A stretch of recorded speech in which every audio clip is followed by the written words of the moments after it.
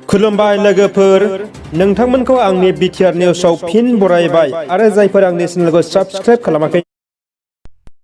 कालीधुवार समस्तिनि बि.पि.एफ.नि बिजाथि बारग' इ.एम. बनजार दैमारि बिथाङा बि.जे.पि. राजखान्थि हान्जायाव हाबफैबाय, बि.पि.एफ. दोलोखौ नागारनानै।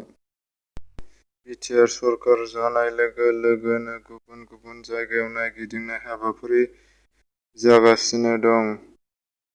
मैया उदालगुरि जिल्लानि सिङाव थानाय कालीधुवार बियाबाव इउ.पि.पि. राजखान्थि हान्जानि इ.एम. एम.सि.एल.ए. बिथांमोना लोगो इ.एम. रनजित बसुमतारी बिथाङा दावबायफैदों आरो लोगोसे प्रमद बर' साराबो दावबायगासिनो एबा बिटिआरनि जायगाफोराव गिदिंगासिनो दङ। बिटिआरआव सोबख'नानै जानायफोरखौ बारग'होनो थाखायनो गोदान एम.सि.एल.ए.फोरा माखासे खामानि लानानै गिदिंगासिनो दङ। बिधान सभा जथुमाव मैया बर' रावखौ बिल पास खालामो। मानो होनबा बिटिआर सुक्तियाव लिरनाय दं खायनो बेखौ मैया बिल पास खालामो। बर' रावखौ लोगो सरकारि राव खालामबाय। बि.के.डब्लिउ.ए.सि.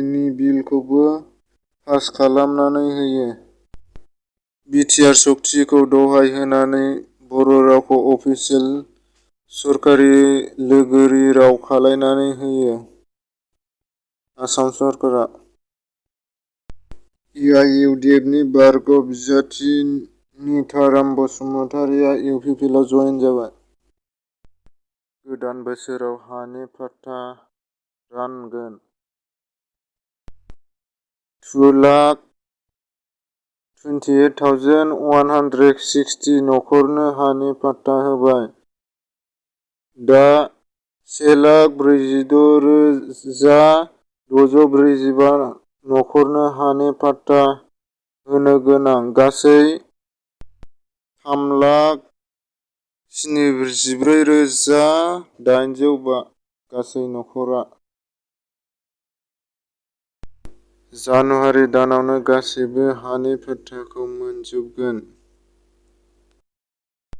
जोंनि भारत हादराव लकडाउनआ जोबबायमोन, नाथाय 1 जानुवारिनिफ्राय 1 मास लकडाउन खालामबावगोन। गोदान कर'ना भाइरास फैनायनि थाखाय 1 मास लकडाउन बन्द खालायगोन। बयबो कर'नानिफ्राय सांग्रां जानानै था, जाहाथे रावनावबो कर'ना बेमारा साग्लोबसारनो हाया। बिनि थाखायनो आंनि चेनेलखौ साबस्क्राइब खालायाखैबा साबस्क्राइब खालायदो आरो बे खाथिनि बेल आइकन बेलखौबो थुनानै होदो, जाहाथे मोजां भिडिअ'आ थाबनो सौहैनाय बायदियै।